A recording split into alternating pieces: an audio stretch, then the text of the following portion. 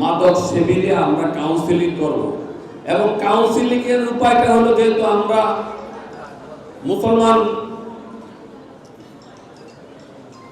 এবং আমরা তাদেরকে একটি মাদ্রাসায় তাদেরকে রাখবো এবং মাদ্রাসায় তারা পুলিশের হেফাজতে মাদ্রাসায় থাকবে, মাদ্রাসা দায় দায়িত্ব নিবে এবং ছাত্রছাত্রীদের একাংশ। চাঁদপুর জেলা প্রায় 30 লক্ষ লোকের বসবাস। সেই বসবাসের এলাকায় শুধু একমাত্র পুলিশ আর মাদক দ্রব্য নিয়ন্ত্রণ যারা করে তারা মাদক ডিআইজি মহোদয়ের কথা শুনে একটু আশ্বস্ত হয়েছে। এই তোমরা দাঁড়ায় আছো কেন, বসো। ডিআইজি মহোদয়ের কথা শুনে একটু আশ্বস্ত হয়েছে যে হ্যাঁ আমরা পারবো, যেহেতু উনি একটি সাপোর্ট দিবেন মনে হচ্ছে। এখানে আমাদের পূর্ববর্তী বক্তারা যারা বলে গিয়েছেন, ইমাম সাহেবরা কেউ নাই যারা বলেছেন,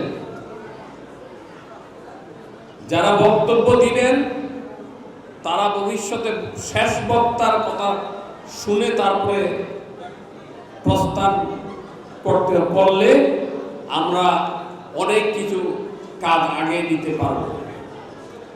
পুলিশ মাদক ব্যবসায়ীদেরকে ধরলে ভালো না, রাজনৈতিক নেতৃবৃন্দরা ধরলে ভালো না, মসজিদের ইমাম সাহেবরা ধরলে ভালো না,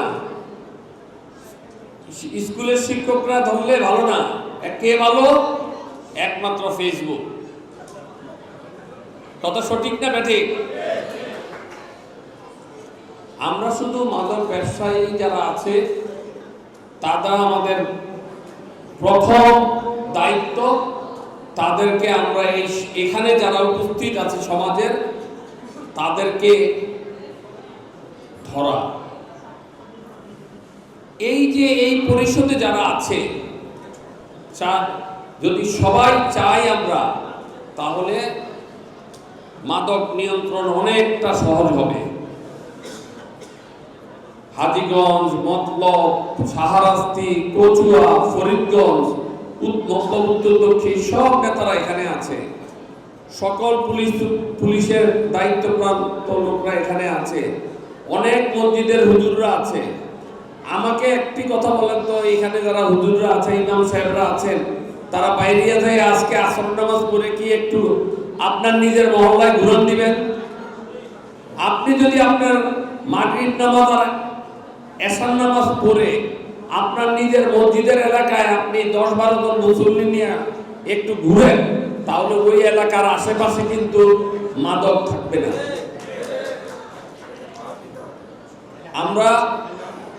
আমরা জেলা আইন শৃঙ্খলা মিটিংয়ে আমরা একটি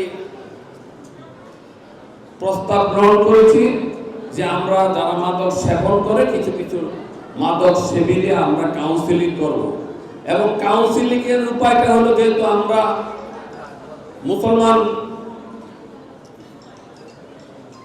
এবং আমরা তাদেরকে একটি মাদ্রাসায় তাদেরকে রাখবো এবং মাদ্রাসায় তারা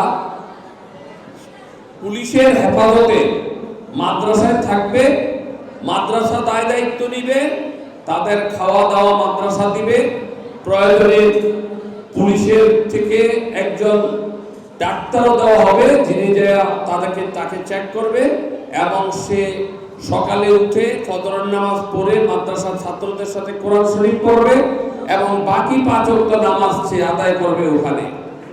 এবং তাকে এইভাবে 2 মাস রাখার পরে আমরা দেখব যে তার যদি পরিবর্তন আসে তাদের বাপ মার কাছে তাকে দেওয়া হবে, না হলে পরিবর্তন ওখানে তো আর তার সুযোগ নেই মাদক সেবন করার। তো আমার বিশ্বাস যে তারা এই কাজটুকু ওরিয়েন্টেশন মাধ্যমে তাদেরকে আমরা সঠিক পথে আনতে পারবো। আমাদের এই অনুষ্ঠানের পরে আমাদের একটি র্যালি আছে।